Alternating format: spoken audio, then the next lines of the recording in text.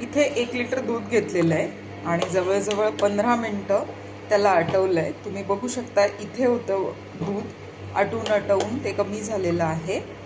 गरम आहे अजून. कोमट झालं की मग त्यात विरझण लावूयात. इथे दूध पूर्णपणे थंड करून घेतलं आहे.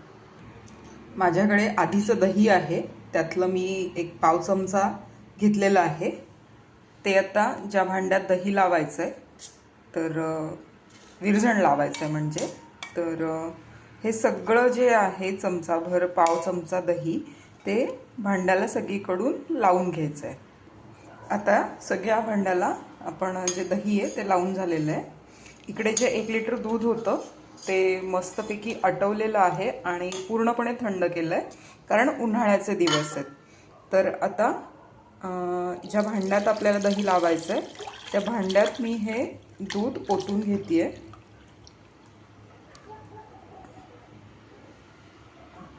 आता ह्याच्यावरती झाकण ठेवायचं आहे. यावरती झाकण ठेवल्यानंतर आता 12 तास याला काहीच हलवायचं नाही आहे.